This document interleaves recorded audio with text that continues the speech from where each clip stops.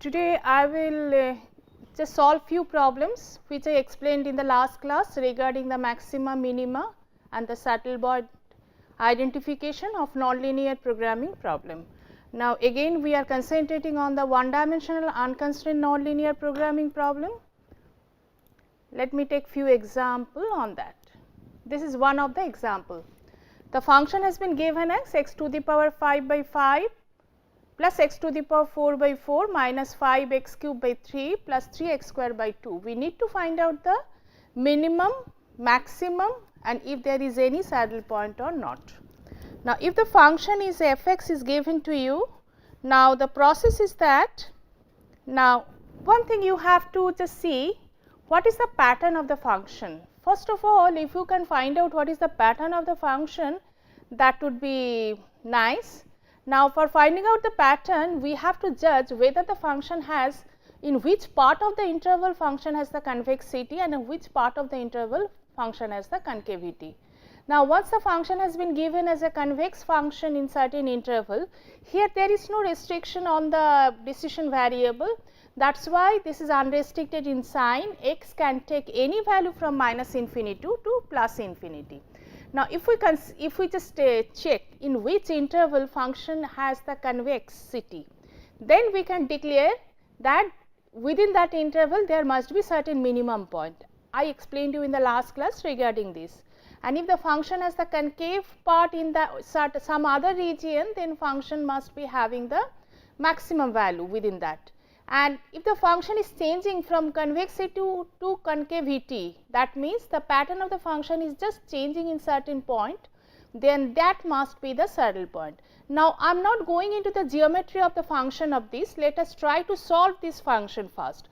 For doing that thing, the necessary condition suggests us we will find out the first order derivative of the function f dot x.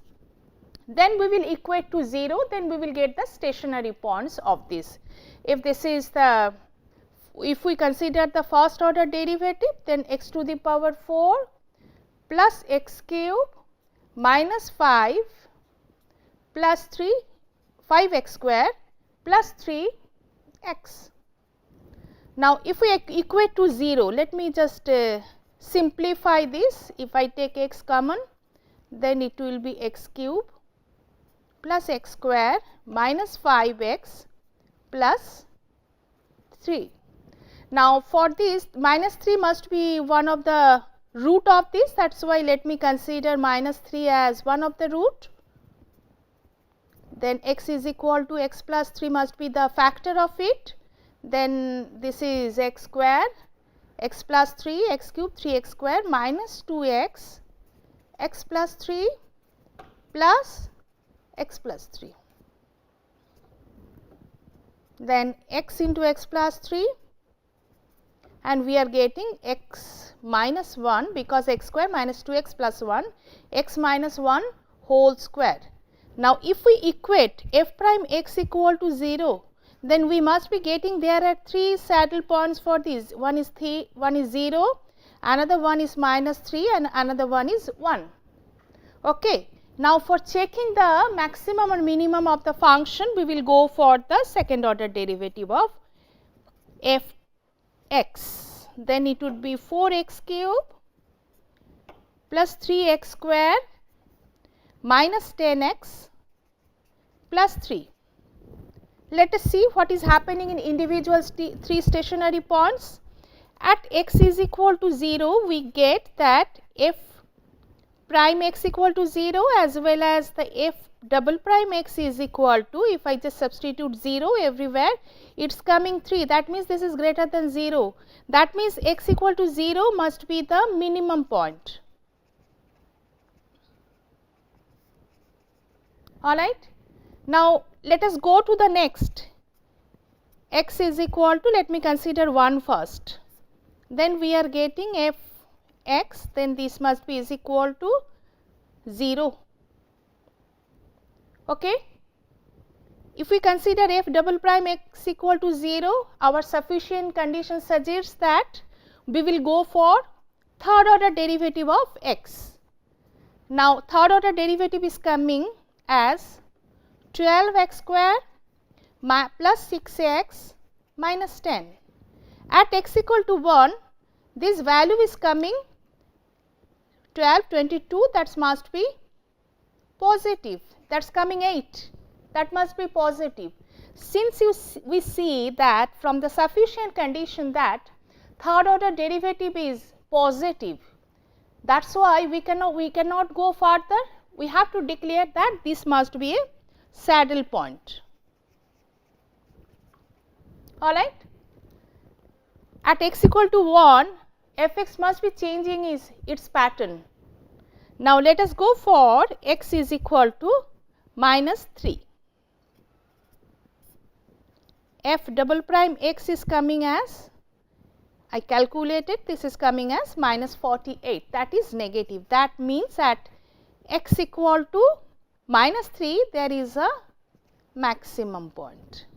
Now, if this is the information we are getting from the necessary and sufficient condition, what we can see from the function that minus 3, if I just take the interval from minus 3 to plus 3, we see at minus 3 there is a maximum point. That means the function must be concave. After that it is going to 0, that means we are reaching to the minimum point. That means around 0 the function must be convex, and after that the function is changing its pattern. If I just draw it, just we see that we will get this function.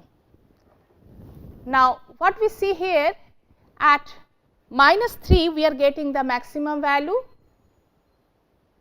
and at 1 it is changing the pattern, and 0 there is a minimum value for the function. Now, for looking this one in a better way, I have given another function for you, just to see the function.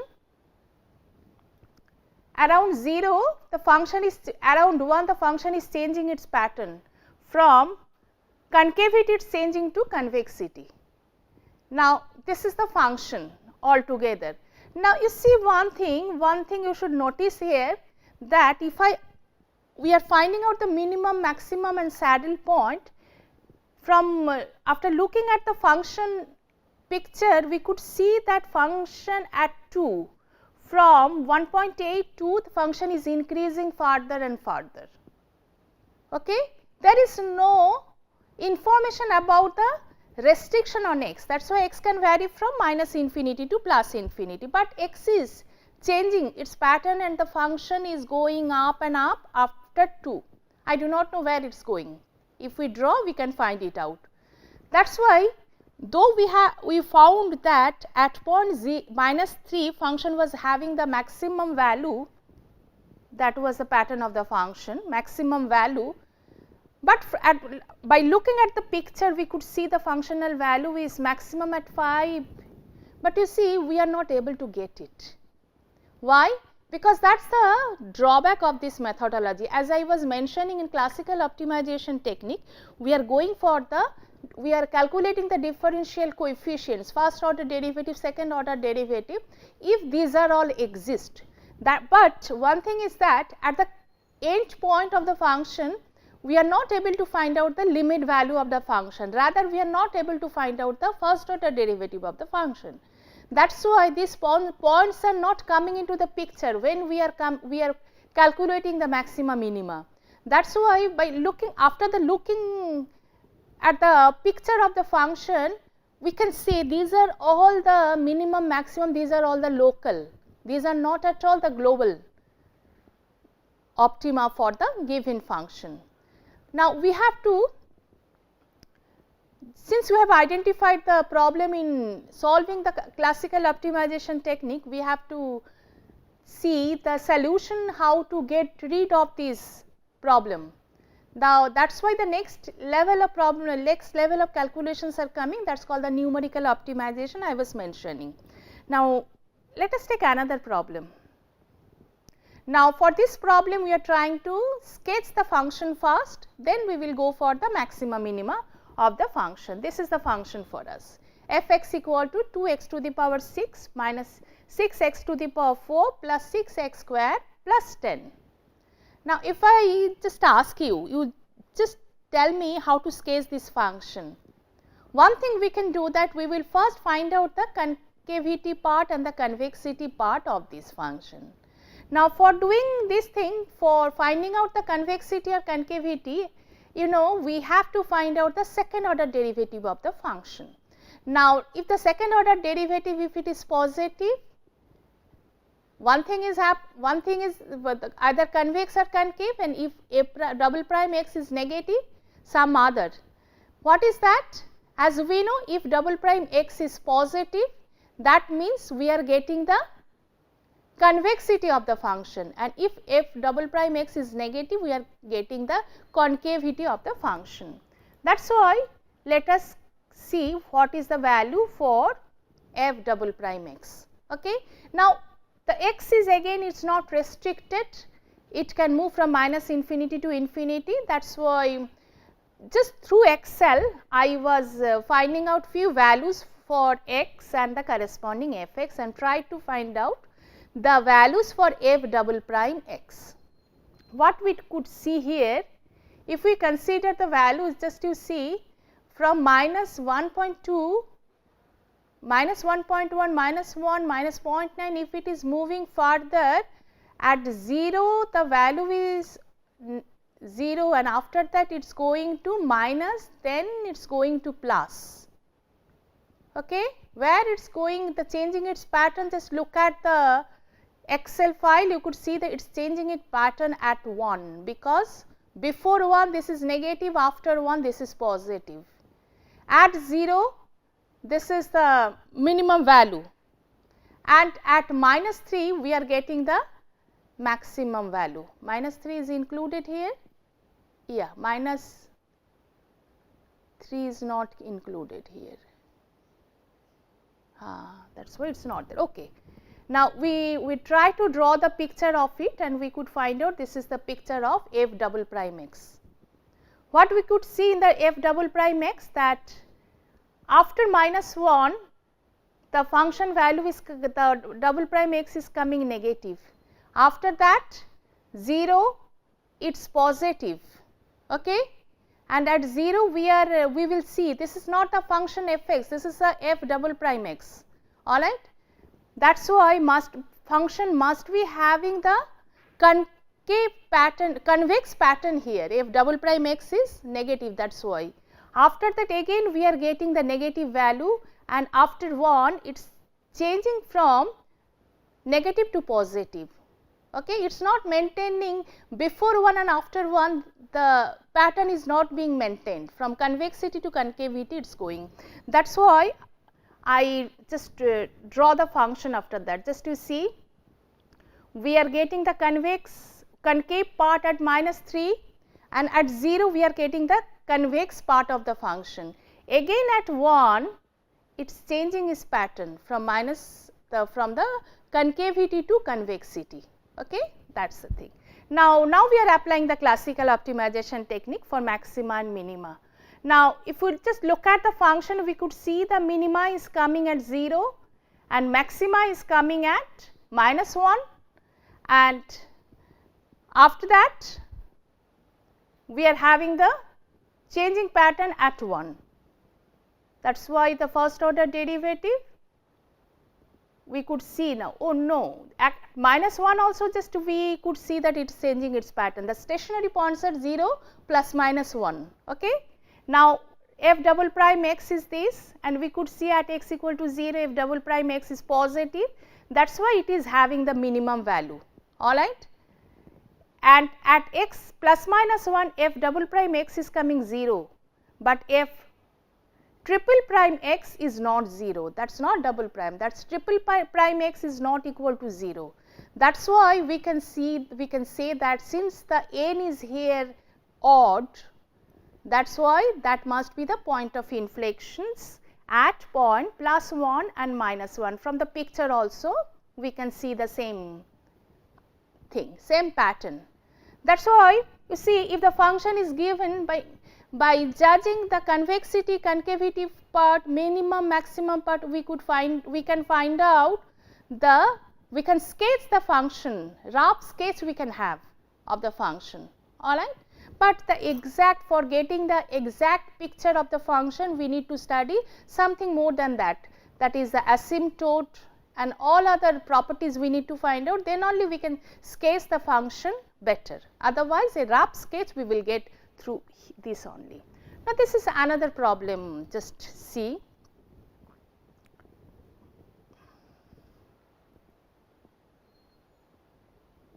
Now, a farmer has statistical records showing that if 25 orange trees are planted, each tree would yield 500 oranges. But there is one information that if we plant only one tree extra, then 10 oranges per tree will reduce. Now, the question is given to you, how many trees should be planted for maximum total yield? For normal case, we are getting 500 oranges from a tree. Okay?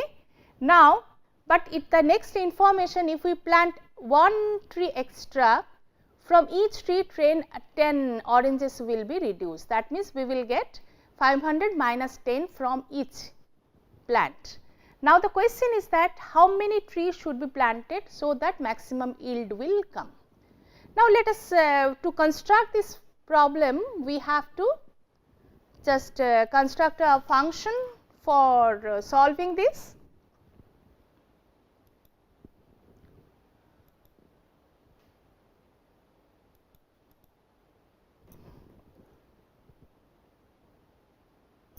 Now, let me solve it manually. Let me consider the variable x as number of trees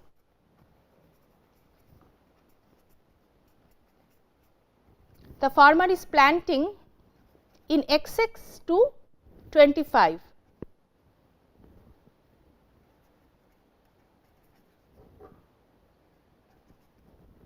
In excess of 25.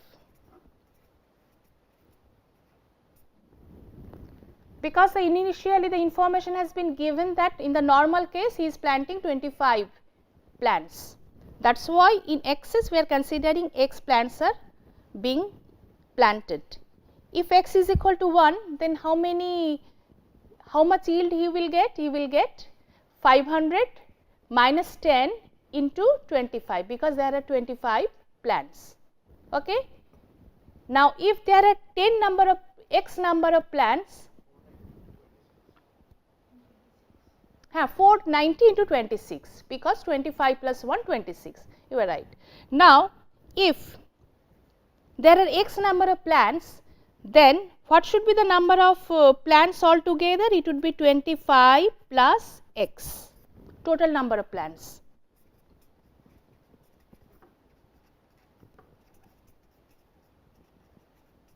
Okay. Now, how much yield I will get? If it is normal, we will get 500 into 25 plus x, but this is not normal, there are x number of trees, that is why I will get 500 into 500 minus 10x, okay, and total yield would be this into 25 plus x. Now, I have to maximize this is my question, because I have to maximize the total number of yield, alright. Now, if this is the problem for us, then just look at the function. This function is coming as 125,000 plus 500 minus 500x minus 250x, it is coming 250x minus 10x square. Alright, we have to maximize this function. Now, let us apply the classical optimization technique. What we are getting? F prime x is equal to 250 minus 20x. That is why the stationary points are, if I just equate to 0, f prime x equal to 0 gives me that x must be is equal to 25 by 2, that is 12.5. Okay. Let us find out f double prime x for this. Double prime x would be minus 20. That means always it is negative. That is why it is suggested that you plant 12.5 number of trees for getting maximum yield. But you see, the problem is such a problem here. Certainly there is a restriction on the decision variable x, that always x has to be positive. It cannot be negative. Number of trees cannot be negative. What else you are getting the restriction? Number of tree cannot be discrete. That is why this kind of optimization problem is being named as the discrete optimization problem. But if we see, if we just find out the feasible space here, we are considering the whole range from x equal to 0 to infinity, which is totally continuous. But that should not be. Always we will have the value for x as 1, 2, 3, 4, 5, etc. Okay, integer numbers. Now, we are getting x equal to 12.5. That is why this process is not correct process to judge that we are getting the result, nice result for it. That is why that is the disadvantage of using the classical optimization technique. Now, that is why there is another series of techniques are available, that is called the numerical optimization technique.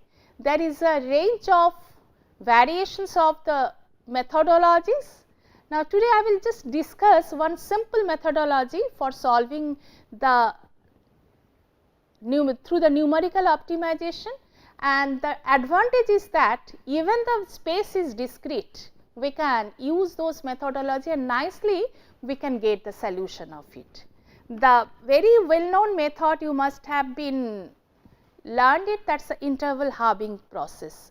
Now, before to that, just I gave certain values, I was calculating certain values of f x, and I just draw the picture of it, and certainly we are getting that at x equal to 12.5 we are getting the optimal solution.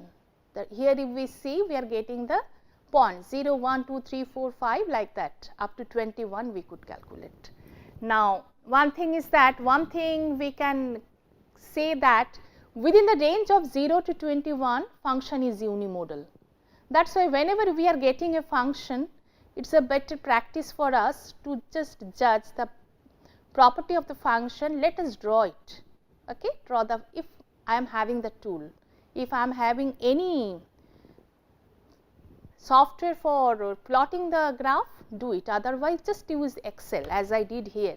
Just simple Excel will be sufficient for you. Put the value of x, calculate the value of f x and draw it. Okay. That is why classical optimization suggested 12.5, it is very much correct. Now, this is not accepted. That is why we are going to the next level of technique, optimization technique, through which we will solve the problem. This is a very well known methodology, all of you must have been done in numerical analysis, interval halving process. There is another name to it, that is called the bisection method. We will solve the same problem and we will see how nicely we will get the solution for the same problem, where the solution will be, we can consider as integer. Alright. Now, let me tell you the steps of interval halving method first. Now, the first step, it is saying that whenever interval halving method tells you that, as we could see from the function pattern, that always the maximum is there from 0 to 21. That is why it is suggested that, let me consider 20, it is suggested that always from 0 to 20 you make the interval half of it. That is why we will get one part 0 to 10 and another part 10 to 20.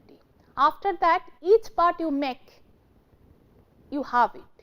That is why we will get 0 to 5, 5 to 10, 10 to 15, 10 to 20. That is why initially what you do, you take the left point of the interval and the right point of the interval, and in between, in equally you space 3 points, so that whole interval can be divided into 4 parts. The process tells you that if A is the lower bound of the interval, this interval is called the interval of uncertainty, because we do not know, that is totally uncertain to us where the optimal lie. Only thing we have some information function is unimodal. in between 0 to 20. Okay, that is given information to us. That is why 0 is A and 20 is B, we will have it and just name it with x0. After that, we will again we will consider the interval points x1 and x2 in such a way that x1 will be in between 0 to A to x0 and x2 would be from x0 to B. That is why if I just draw the interval, that interval will be A, B, x0, x1, x2. Now, we could see here that we are getting the point x0, that is the middle point of AB, x1 is the middle point of A and x0 and x2 is the middle point of x0 to B. Just look at the methodology we have written here. If f2 is greater than f0 and greater than f1 and we are looking for the minimization, minimum value of the function, certainly we are sure function is unimodal. That is why there is only one mode, there is only one minimum within the interval. That is a minimum cannot lie from within this region from x2 to B, because function is gradually increasing. Okay? That is why we will discard a part of the interval. Which part we will discard? We will discard the part from x0 to B, and we will get the new interval of uncertainty as A to x0. All right. Let us consider the other case, that f2 is lesser than f0 and lesser than f1. That means, in the left side function is increasing and then in the right side function is decreasing. But if I just minimize the function, certainly in the left side, if in the left side function minimum cannot lie. All right. That is why we will discard that part. That is why you see we have written the methodology delete A to x0 and you consider new interval of uncertainty as x0 to B. Okay.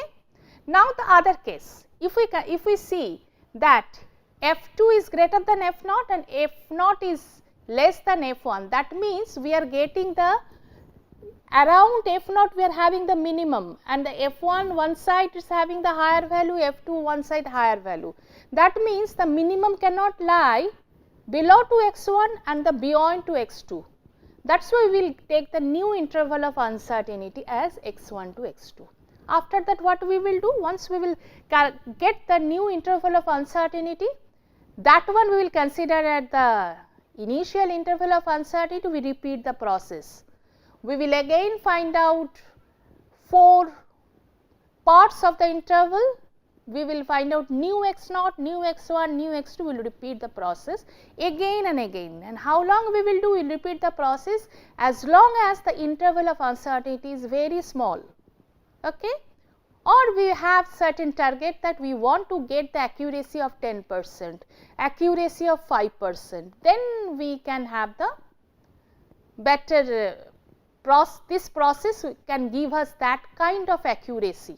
Okay, in that way we will get the solution. Now, this is one of the method of numerical optimization. Whatever numerical optimization method you will get, you will see everywhere the challenge lies how to select x0, x1 and x2, because these are only the guiding points for selecting the minimum value of the function.